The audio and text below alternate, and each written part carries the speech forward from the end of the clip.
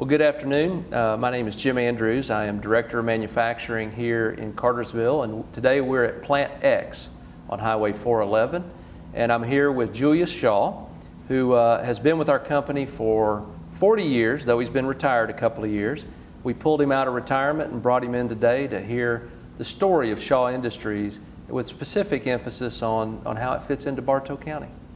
I thought we might start by going way back. Now, I hear your family came to Bartow County in the 1830s. That's correct. We have a long history in Bartow County, and I don't have a recollection of my great-granddad, but I did hear stories about him, but that's the first one I've heard about. And his name was Julius Shaw, and he was here in the early 1800s, and in the late 1800s he had several stores, seven stores, I've been told, but the main one is where Ladd's Farm Supply is now. Oh, how about that? So he had a kind of country store, much like Ladd's is today, I would imagine. And so Levi and his family had been here in the late 1800s, and then my granddad, who I do have small recollection of, Clarence Shaw, he was Julius Clarence Shaw, but went by Clarence, was born here in Bartow County in 1897 and lived here in Bartow County until he went to Georgia Tech and then went to World War I in the Navy. And then after that kind of interrupted his studies, he went back to Georgia Tech and graduated in chemical engineering. And at that time, he left Bartow County. So we were, as a family, were kind of here for until, I'd say, the mid-20s. Mm-hmm. And, you know, I understand that your grandfather also had a close call in the war, lost his hearing? He did. He was on board a ship, and some explosives went off, and he couldn't hear. And so it deafened him, and so one of the things that I was amazed, he, even though deaf, went back and finished at Georgia Tech by basically reading lips, going to the professors and so forth for extra, you know, I guess, help when he needed it. And I imagine doing just a whole lot of reading, but I was there as a young man. It was tough when you could hear everything. I can't imagine being deaf and finishing, but he did. He finished up Georgia Tech and was unable to hear. Yeah, and I was reading in the Shaw history book that sort of changed him. That was a little bit of a moment for him where he had to decide what he was going to be. Well, he had to decide whether he was going to give up or if he was going to press forward, and he decided that he had this handicap and he was going to overcome it, and I think it made him very determined. And Shaw Industries really, you know, has to chase our roots all the way back to him, right? I would absolutely. I mean, without my granddad Clarence, there would be no Shaw Industries. What he started in 1946 was a very, very small. It wasn't even in carpet, but what he started was the genesis of Shaw Industries. Mm-hmm. Now, he didn't just jump right in, did he? Didn't he chase real estate for a while? He did. He, although he was a chemical engineer, he was an entrepreneur. Some engineers, if you get have that streak in them. My dad had that streak in him, and so he didn't immediately go into engineering. He did some other things, but one of the most notable is he decided that he was going to go down to Florida. That might be some good land speculation. It was kind of very rural down there then. And he thought, you know, maybe one day a lot of people will come to Florida. I'm going to buy up a lot of land, and I'm going to be a developer down there, real estate, I guess, acquirer of real estate. And it worked pretty good until the Depression hit in 1929, and it busted him. So he started out with not a successful record. And of course, it wasn't uncommon in 1929. A lot of people, but he came back from Florida and went back to his roots of engineering, chemical engineering, and went to work for actually a hosiery factory. Moved to Dalton at that time, and went to work for a hosiery factory. Yeah, and for a minute, can we talk about what the industry was like back then? Because it really wasn't carpet. Carpet was Right. was really not prevalent in a lot of homes at that time. It was mostly woven, Correct. high end, not attainable to the masses. If you had carpet, wall-to-wall carpet in your house, you were one of the 1 or 2% that had it. Most everything in the, in the 20s and the 30s, even the 40s, hardwood floors. I mean, that was just it. So people wanted carpet but couldn't afford it because really the only carpet available was wool. It was made up north. It was not tufted, it was woven, so it was expensive and slow to make. It was an expensive substrate. And so not many folks had it. So there was no carpet industry in the South during the 20s, 30s, 40s, and not really until the 50s. And oddly enough, as I understand it, a lot of it came out of the bedspread industry. As odd as that seems, that is exactly what happened. So what was in Dalton, not in Cartersville so much, but what was in Dalton was a cottage industry, bedspread industry, and so it was cotton for the most part, and they were making bedspreads up there, and they used a process that Catherine Evans began. Her name was Catherine Evans, and it was called tufting. And basically, it was you're a manufacturing guy. It was a sewing machine but instead of having one needle, it had, I don't know, I think they were maybe 12 inches or 14 inches, but it was a big sewing machine. Instead of one stitch at a time, it would have maybe 80 stitches at a time. So it was a tufting machine that made bedspreads, and that tufting machine, that concept later, decades later, was the same concept. Instead of putting cotton through it, making bedspreads, that same concept was used in 12-foot widths to make carpet decades later. So that bedspreads were the genesis of carpet. Dalton was called, there was a street, Highway 41 up there, and all these bedspreads. I still remember in the 50s as a kid and seeing these things, and they were just up and down 41, all these bedspreads with peacocks and all these bright colors and everything. And they called it Peacock Alley. But in the 20s, 30s, 40s, and even 50s, Dalton was more known for bedspreads than anything.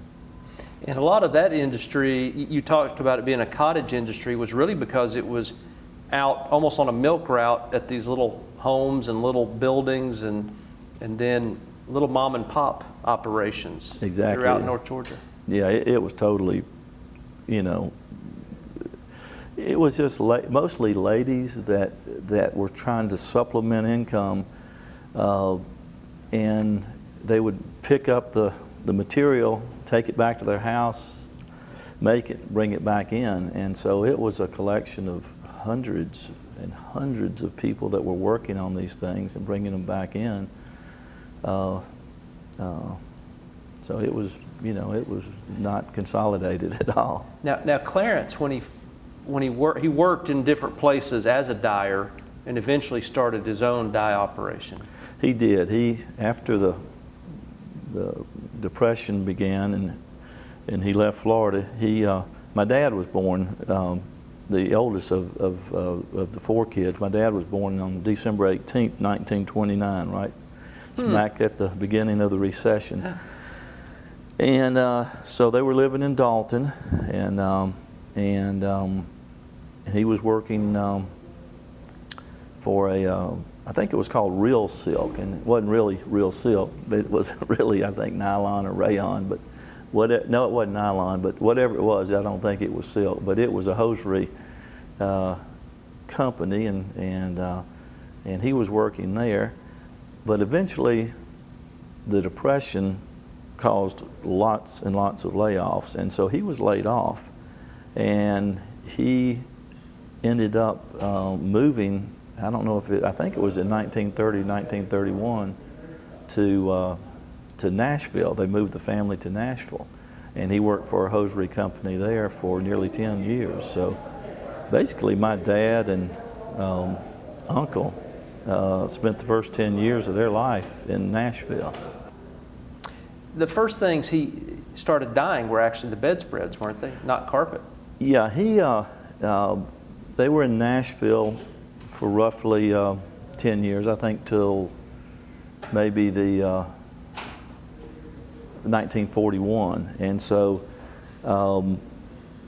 basically he had not been in carpet, he hadn't been in bedspreads, he'd been in the hosiery business as an engineer, as a dye, I would call it, expert, up until then. And so a job opportunity came open in the early 1940s, and he came back to Dalton, again working, I believe, in that industry. But after the war, and this was getting back to his incident of losing his hearing, after the war, 19 was over in 45. In 1946, there became affordable hearing aids. If you look at what was available, if anything, in the 20s, 30s, it was so large, and it was not. And there, a good bit of the business, if he couldn't do business face to face, he couldn't hear you. So he could not do business on the phone. He couldn't hear. But anyway, my grandmother told me that once hearing aids became available that weren't too, I guess, obvious or at least worked, he bought one. And I still remember, he was only out, I only knew him till I only got to know him till I was 5, but I still remember a big hearing aids on both sides.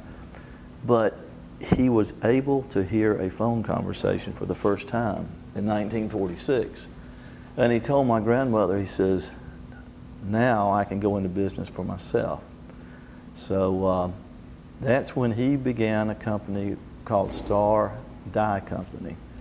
And what they did is they dyed these bedspreads, and they dyed these little scatter rugs. The bedspread industry at that time had now moved into what's called scatter rugs. They were just small, rugs that cotton, that you still place them, in the bathroom, just something underfoot. And so it was not wall to wall, they were just small. But his expertise was chemistry and dyeing, so he became the go-to person. His company, Star Dye, became where you sent your scatter rugs and your bedspreads to be dyed, because they were all white. Mm-hmm. And I heard back then, they really had to do he had to build all of his own chemicals. It was quite a chemistry operation back then, wasn't it? It wasn't just buying off the shelf and dyeing. It was not like we have it today. Yeah. And he had to mix it all, and he was trained. He knew how to do that, and so and that wasn't something that just anyone could do. So he was very specialized. He never tufted a bedspread. He never tufted a scatter rug or anything. But he had something that the other folks didn't have. He knew how to dye them, and so that was there were 2 or 3 other places there, Rogers Dye and a couple others that could do it. But he was one of the few that dye places. And I guess it was not long after this that if we think about the North and all of the woven products and the South with the tufted products, originally there was kind of a struggle between those two factions, but the tufting really started to take off, and the carpet industry became more affordable in Northwest Georgia, and all that technology was down here, and slowly the woven started to die out quite a bit up north, and that volume shifted down here. So did they how did they shift into dyeing carpet, broad carpet? Well, my granddad, because of what had happened to him in Florida in his early years, he was very conservative. And although my dad and uncle in the early 50s saw that the bedspread and the scatter rug business was going to be going away, and this new product called tufted wide width carpet was coming in, they felt like that my granddad should take his company and move into dyeing carpet rather than bedspreads and scatter rugs, and he didn't want to do it. He was very conservative. He did not like debt. He'd had debt and didn't like it. And he had 2 other daughters he was trying to get through college, and he said that he was going to stick with what he'd done pretty well with. It's small. I'm talking about 30, 40 people, but he's making a living for his family out of it. And he didn't want to borrow the money or get partners to invest capital which you would have to do to get into the dyeing of carpets. Well, anyway, 1958, he had lung cancer, and he passed away in late 1958. So there was this small company called Star Dye Company in Dalton, in downtown Dalton. It wasn't an industrial. I mean, it was just downtown Main Street Dalton. Not Main Street, but downtown. And so my dad and uncle had a small company that you either shut it down or started running it. So they made the decision. Dad had already graduated from Tech in 1951. He'd gone to work for another company called Crown Cotton in Dalton, and then we had moved as a family to Statesville, North Carolina in 1957, and he was working at a mill called Rocky Creek Mills, which was a rayon, I don't even think the rayon's around anymore, but it was a rayon spun mill, and he was plant manager. And so we moved our family, I was 4 years old, I think. We moved our family to Statesville, North Carolina, and he was enjoying that and working there. Bob, meanwhile, was working for Bib Manufacturing, I believe was the company, and so he said, well, one of us has got to run it. You like what you're doing, I'll take over Dad's operation. So in 1959, Bob took over the running of a very small, I think they had sales, when Bob took it over, he told me they had total sales of $300,000. That was it. And so he took that over, and so finally, with his dad had passed, he and Dad decided now we can take this company and we'll borrow the money and we'll get investors, and we're going to move out of bedspreads and scatter rugs, and we're going to move into dyeing this new product called carpet.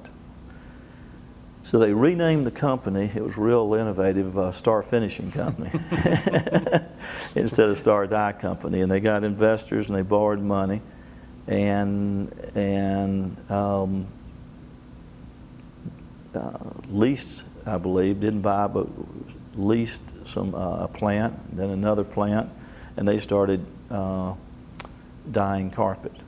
And so that really, and that would have been in 59 or 60, that was really, although Star Dye Company was the genesis of Shaw Industries, we never got into dyeing anything to do with carpet, and it was only dyeing carpet in the early 60s with Star Finishing Company.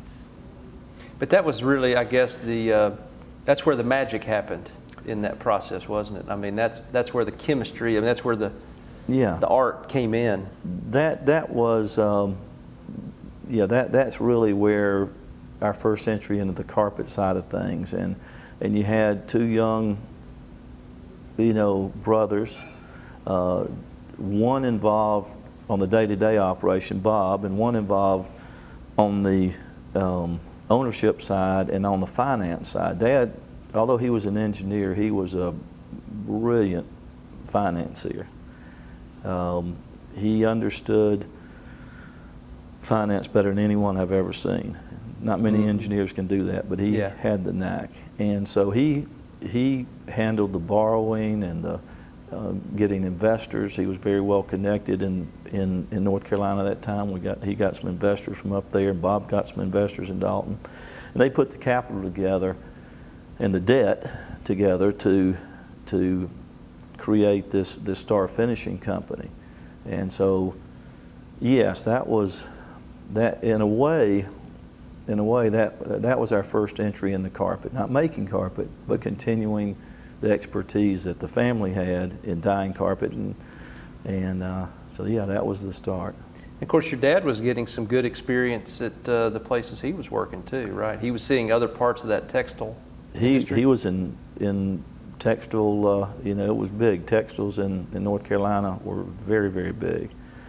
And so he was getting a lot of contacts. He was, he always told me, he said, you live by your contacts. And he really did that. He made a lot of contacts, both financially and then in the textile industry, that allowed them to get investors that were willing to bet with the Shaw brothers. And they did real well. And but he never had any, in the 60s, he never had any hands-on. Bob ran it, he did the finance side, and so fast forward a little bit to 1964. We're still in Statesville, been there since 1957. And Dad's running this mill called Rocky Creek Mills, which was in the middle of a cow pasture in Statesville, North Carolina. I used to go out with him every Saturday. He'd go to work every Saturday for 2 or 3 hours, and there was a dairy barn. And I'd go out there with him, and I'd fool around the barn and stuff like that every Saturday. I have great memories of that. Very rural. But anyway, J.P. Stevens, a big textile company, ended up buying Rocky Creek Mills, and Dad was kind of a, I think, of course he's my dad, but kind of a superstar there. He turned that plant into a very profitable plant, and they wanted to move him to Greenville, South Carolina, to run their automotive carpet division.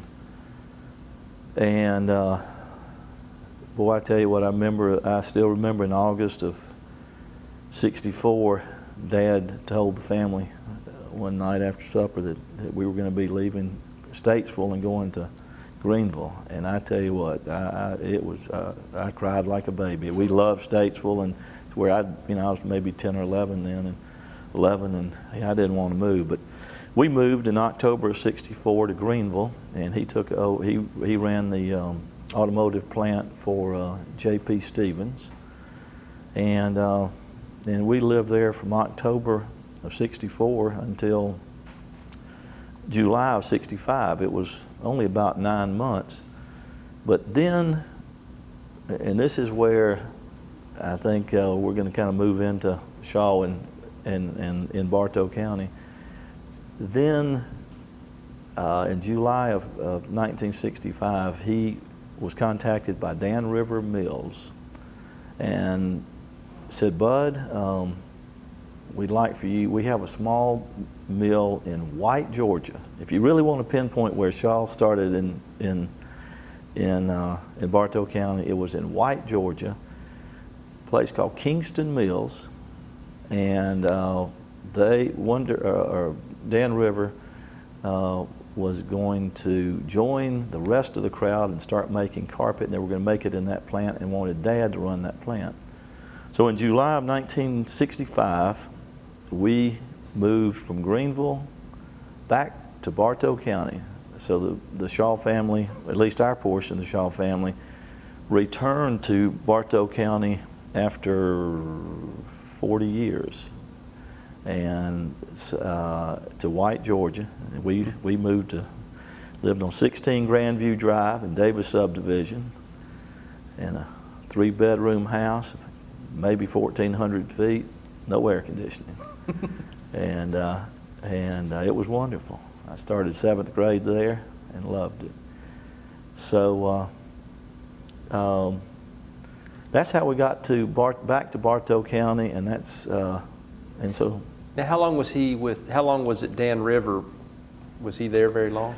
Well, 2 years into it, Dan River wanted to get bigger in the carpet industry, and that was a small plant, so they told Dad they wanted to turn that plant back into a yarn plant and wanted him to come run their carpet division in Greenville.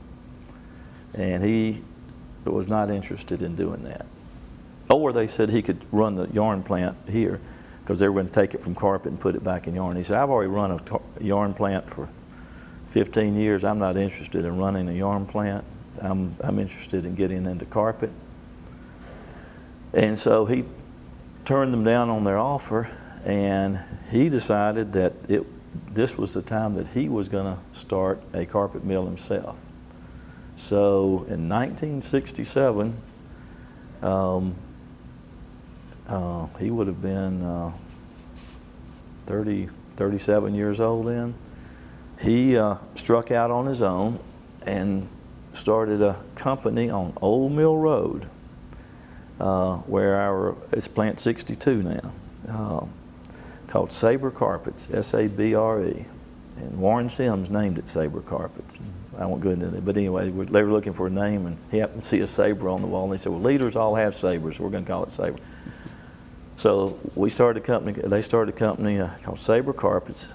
Some of Ken Woodall and several great employees from the plant in White came and joined Dad.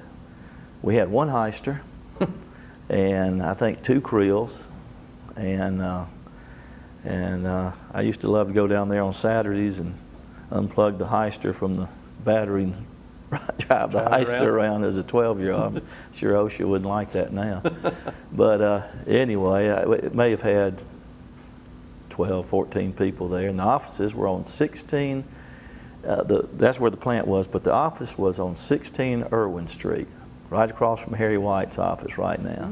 And it consisted of my dad, Warren Sims, Faye Mitchum, who was our customer service department, one person. She'd come from Dan River too. And that was about it. And so maybe 4 people in the office, maybe 10 or 15 people in the plant. And that was the start of Shaw Industries in the carpet industry. 16 Irwin Street and Old Mill Drive. How about that? Old Mill Road. So they were primarily tufting then, and then I guess they sent it out to get it backed and dyed. Well, the beauty of it is we sent everything to Star Finishing to have it backed and dyed. So we had some connections. Had some connections there. So Dad would Dad's operation would tuft it, and we'd send it to Dalton, like everybody else did, to Star Finishing to have it backed, dyed, and backed, put a backing on it. And then it'd come back to Cartersville, and we had a small distribution center also right on the corner of Old Mill Road and Irwin Street that we leased, and that was the distribution center. And we'd ship the carpet out of there. And that all began in 1967. It didn't take, but I don't think it'd been but maybe 9 months when another company came for sale in Cartersville called Philadelphia Carpets. And they were, and Dad had only started Sabre months, a few months. But this company that came up for sale, and they had, an account base, they had established sales, and although they were about busted, they were for sale. Now, a lot of their tufted operations were here in Cartersville. In those Quonset, there were some Quonset huts down there off Irwin Street. Old World War, they may still be there, World War II Quonset huts, metal buildings with the rounded tops. And that's where the equipment was, tufting equipment. And then they had another headquarters in Philadelphia on Allegheny and C Street, where they had the old woven operations, which began in 1846. So it had a real history. But the company was family owned, and they were very heavy into woven carpet, which was dyeing, and not very good in tufted carpet. But Dad saw an opportunity to pick up something at a value, and he really had to stretch. I mean, he borrowed everything. I mean, what little we had, which wasn't much, he put as collateral. He borrowed the rest, borrowed against the inventories, borrowed against receivables. I mean, he was all in. And it was either going to be really good or really bad. And I remember as a 12-year-old, I was pretty scared. And but it was either going to be boom or bust. But so by 1968, Dad, in less than a year, had started a carpet company and bought another one. And so we had a base of tufted carpet now in Cartersville, Georgia, in 1968. And it was Philadelphia carpets and Sabre carpets. Were they in that building, what we call Plant 11, across from Home Depot? Were they already in that building when he bought them, or did he move them in there? Good question. That building used to be Superior Finishing Company, and in 1971 or 1972, Dad bought that building. It became for sale, came up for sale. In business, he was picking up a little bit, and so he bought that building up on the hill, which was Plant 11. It used to have Superior Carpet Finishing, and he bought that building and put tufting machines and Dybex in that in 1971 or 2. That was the first. I guess that was. Not the first building, but so you basically had the Quonset huts as manufacturing. You had Plant 62 on Old Mill Road, and then you had that Plant 11 up on the hill. And that got you out of the huts? No, it still operated. I still remember as a young man going to tech, still seeing the Quonset huts. It eventually did. It eventually did. After a couple of years, we closed those down and moved everything up on the hill there. Yes. Okay. And it wasn't long after, I mean, it was somewhere in that time period that we officially moved to Shaw Industries and everything came together, right? Yes. So, we're in the early 70s now. So you've got two entities. You've got Star Finishing Company in Dalton that's dyeing carpet for other mills. Star Finishing has just moved into a new product category called printed carpet.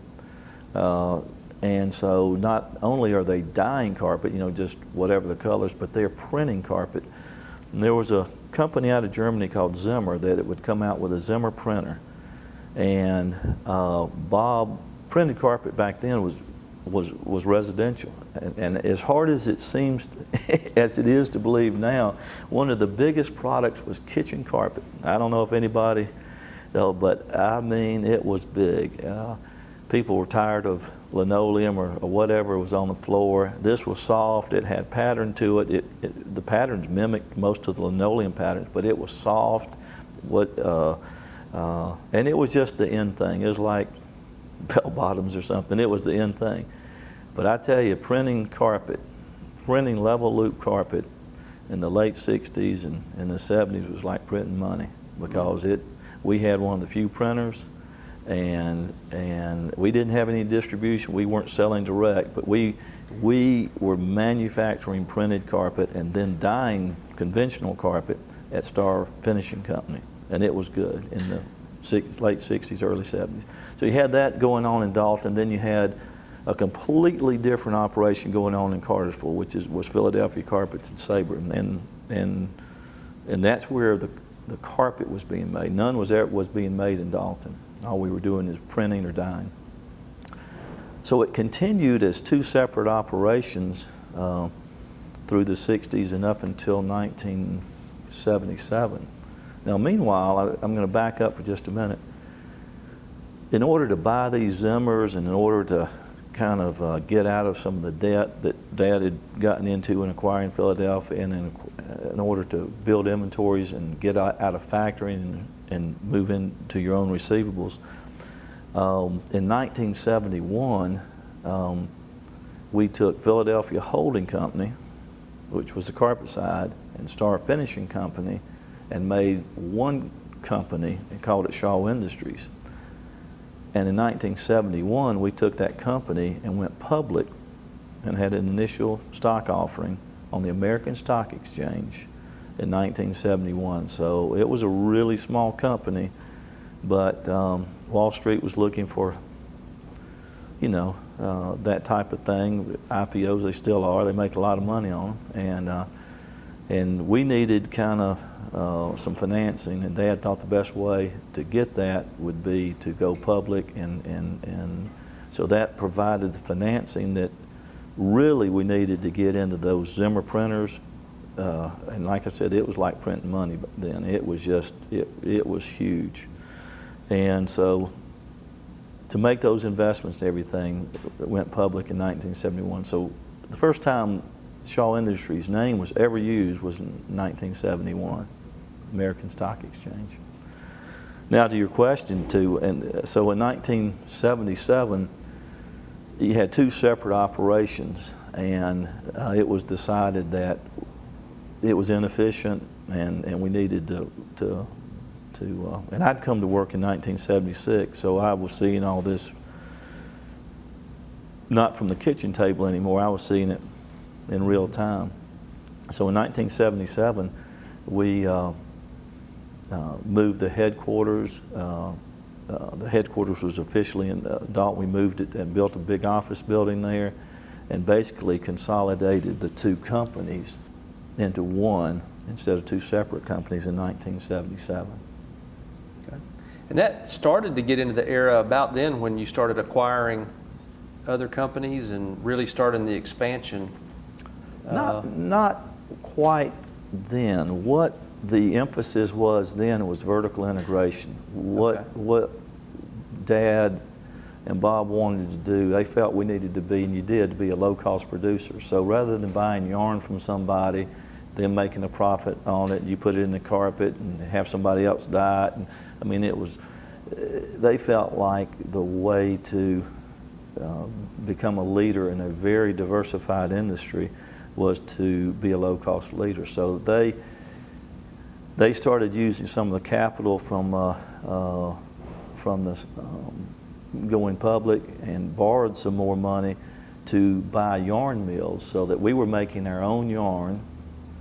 We got, beginning in 1977, began getting heavier and heavier into the carpet side of things, and getting away from the commission dyeing and the commission tufting, just like 2 decades earlier had gotten away from the bedspread. We figured everybody was going to sooner or later get into dyeing, and we were going to be out of business. So we were going to integrate forward into making carpet ourselves. So in that 1970 period, we invested heavily into our own carpet making operations, and in backward vertical integration into yarn. So that was kind of, that was mostly in the 70s. And then I guess, was the next phase really where you got into acquisition mode? The first acquisition we made of a company was in October of 1987. And we just come out of a pretty,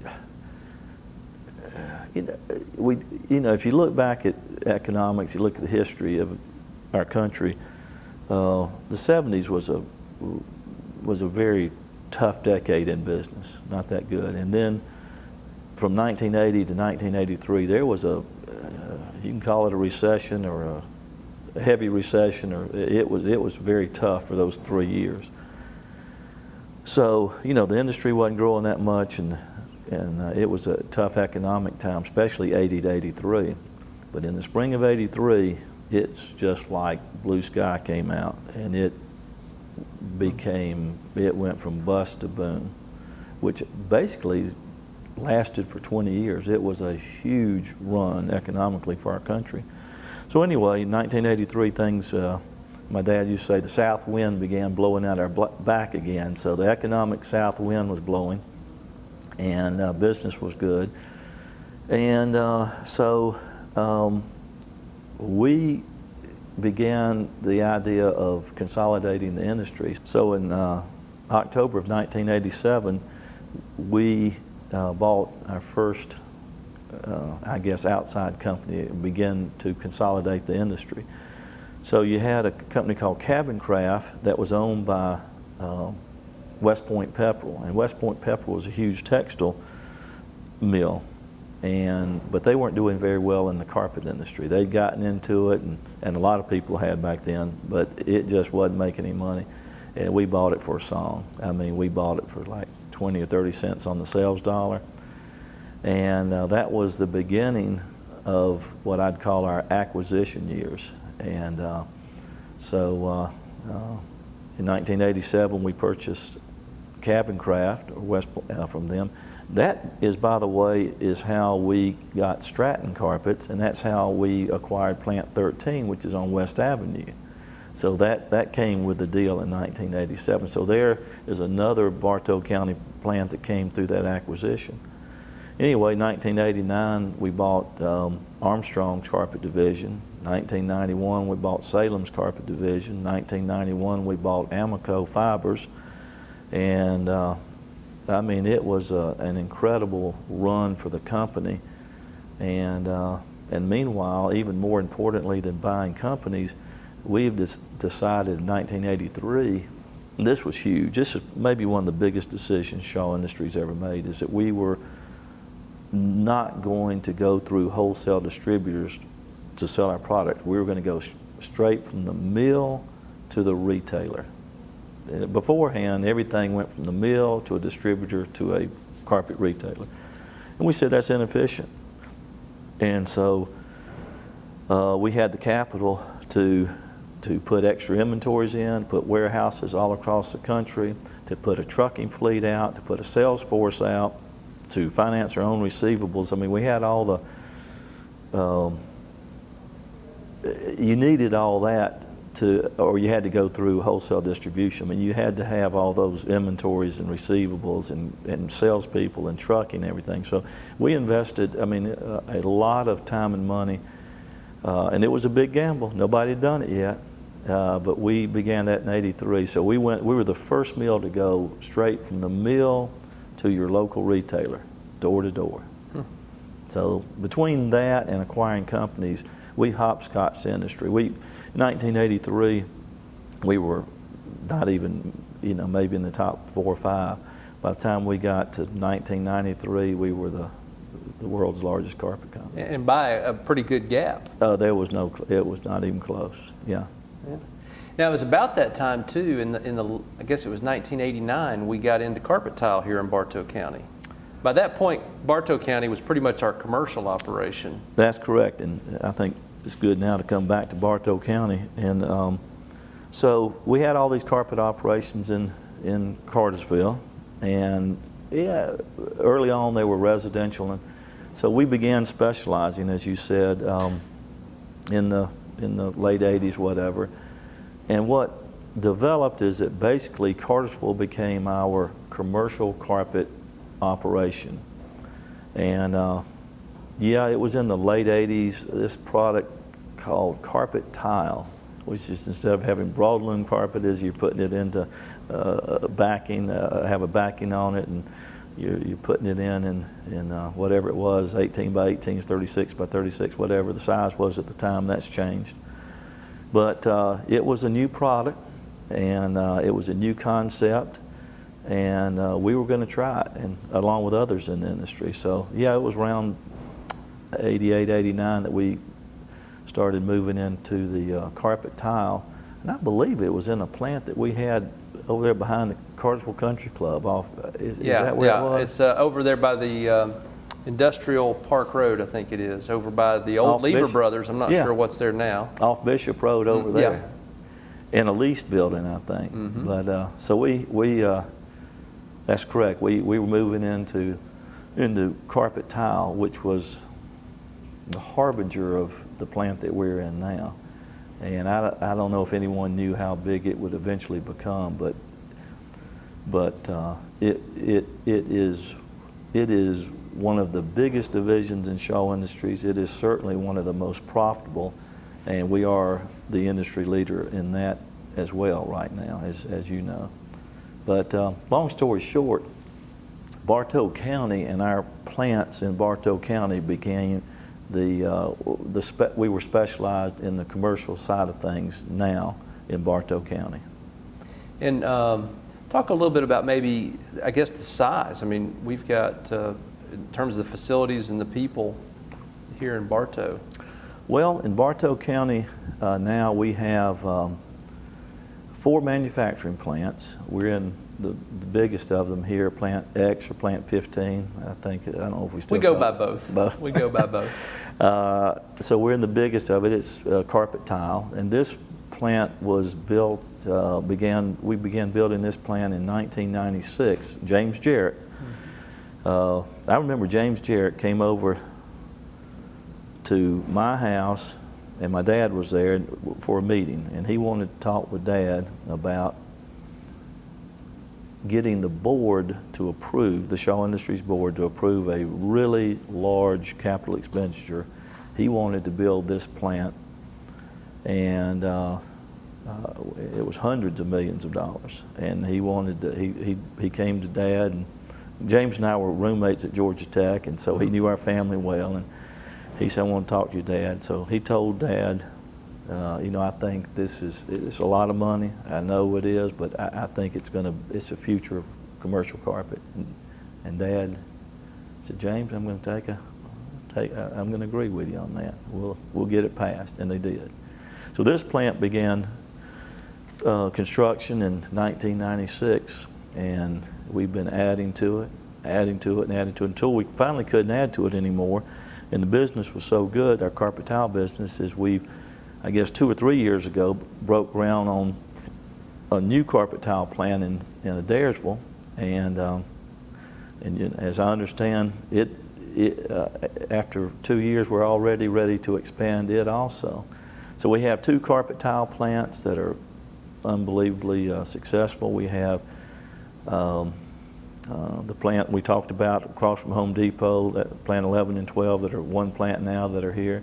And then we have the design or create center, and we still have the customer service center on Old Mill Road, which employs hundreds of people, but that's our biggest call center in the company. And it's not manufacturing, but it's huge people. So it's nice to have that tie back to the original, isn't it? Yeah, and I love that that was the first building, that was the genesis, that was the beginning, and that building's still in place. And so we have, in Bartow County now, we have about 3,000 employees. We have 7 facilities. I'm pretty sure we're the largest employer in Bartow County. And we love Bartow County. As a company and as a family, we love Bartow County. And Bartow County is pro-business, it's pro-Shaw.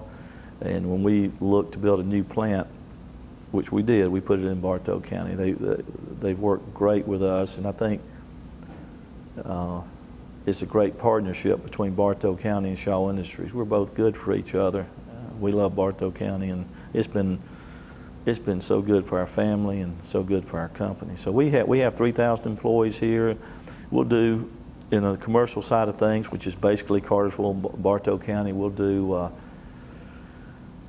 $1.5 billion, which is about 25–30% of what we do at Shaw. It's more than that in the profit side of things. It's very good, and we've spent a lot of capital here. The new Create Center is magnificent. And that's the building over on Dothett Ferry, right behind the McDonald's, right out there. I retired 3 years ago, so I hate to say I'm not doing a tour yet, but I'm going to do a tour of that. I understand, but between the investment in that and the investment in our plant up in Adairsville, I mean, we spent hundreds of millions of dollars in the last 3 years in Bartow County. And it's great to be here. So we've talked a little bit about some of the things that have made Shaw strong. Let's talk a little bit about where Shaw's going. I know we're no longer a publicly traded company, so will you talk a little bit about why we transitioned to Berkshire and how that set us up moving forward? I think that's one of the most important things we've ever done, because as a private company to begin with, then becoming public in 1971, we were a public company for 30 years, and I can tell you, being a public company is very difficult. You're answering to the analysts and institutional investors, and it distracts you from the real business a lot. And so we weren't really ever looking to sell, but a happenstance meeting between my uncle and our management and Warren Buffett in 2000. We had gone to Omaha. We were looking to buy a company. I won't say what company, but we needed some insurance because they had some liability. So we'd gone out to talk to Warren Buffett about providing insurance if we were to buy this certain company. And anyway, it wasn't gonna work. But that's the first time that we'd really kind of met with Warren. That was the first time we'd met with Warren Buffett, and he was interested in our company. And so after the meeting, very casually, he said, "Would you mind if I bought a couple of shares of your stock? I kind of like what I'm seeing." And my uncle said, "Oh, that'd be great." And that was in the summer of 2000. So we called back a couple of months later, or my uncle called and said, "Did you buy any of our stock?" And he said, "Yeah, I bought quite a bit." And he said, "I like it. I like what you're doing." And so with that, I think the next day or that week, my uncle went out there, and there was no plan to sell Shaw Industries. There was no idea, but there was no exit strategy as a public company. And as a family, you couldn't even sell 10 shares of stock without somebody asking, why are you selling? I mean, so it was very restrictive. And so, but more than that, for our employees, how are you? What hands are you going to put it into? Well, we quickly determined there was no better hands to put our company than Warren Buffett's Berkshire Hathaway, arguably one of the most successful companies in the world. And the great thing about it, when he buys your company, he lets existing management run it. So anyway, within a week, within a few hours actually, we made it. We agreed to be bought by Berkshire Hathaway. He paid a big premium for our company. We became part of the stable of Berkshire Hathaway companies. And we got out of being a public company, and we can now run our company with more of a longer term view than a quarter by quarter view. And Warren Buffett has been great. I mean, he's good to his word. We didn't change one thing at Shaw Industries, not the way other than not having to deal with analysts. We did not change one thing. And it made us a better company because we could make long-term decisions instead of short-term decisions. So now we're in the hands of Berkshire Hathaway, the most financially stable company probably in the world, certainly one of the top 2 or 3. And I think it puts our employees in a place of financial stability. We certainly have it on our own as a subsidiary, but we really have it as being part of Berkshire. So we couldn't be in a better place to put all of our employees that built this company. I think that was an important move for our employees and our company. And you've talked about some of the investment, and I think that's not worrying about that quarter by quarter call has freed us up to take long-term investments like this building we're in, which, you know, Right. you talked about James coming to see you, and, you know, taking that long view. I know that was before we sold, but Yeah. more of that long-term thinking. And Yes. It's, you know, one of the great things is in capital expenditures, all these plants we built here in Bartow County recently, you know, we have the financial ability, not because we're part of Berkshire, but because of our own financial strength to make these capital investments. But Mr. Buffett encourages them. He wants us to spend money on investments that'll make more money. He's an incredible cheerleader. He's an incredible advisor. And he, you know, we've been, who would have ever thought in 1967, my dad started a company, Sabre Carpets, with 20 employees, that 4 decades later we'd be part of Berkshire Hathaway. It's been a dream. I mean, it's been unbelievable. maybe talk just for a second about, you know, we talked about still investing in Bartow. So we come full circle back to where your dad started. Right. Why is it such a great place for continued investment? I think we have an employee base in Bartow County that is second to none. You have available labor, you have skilled labor. We have, as you know better than me, training. The carpet industry, especially the carpet tile industry, what we have in Bartow County is not, I mean, it is very specialized. It takes a skill set, it takes training. I mean, the computers, all these CAD machines and so forth, the Tuffney machine today looks nothing like a Tuffney machine looks. And you've got to be able, you got to be computer savvy, you have to have a lot of training. And we have it in the trade schools, we have it in our own training here, and we have a great workforce that you couldn't take an untrained sales force and do, labor force and do what we do in Bartow County. And the great thing about it, when I walked in the door today, the first person I saw was Tammy. And Tammy and I came to work together in 1976. She's still here. And if you look at our workforce, and I'm really proud of this, when they come to Shaw, they don't leave. They are good to us, we are good to them, and our workforce is so loyal. I mean, the longevity of service at Shaw it's just, it's unparalleled.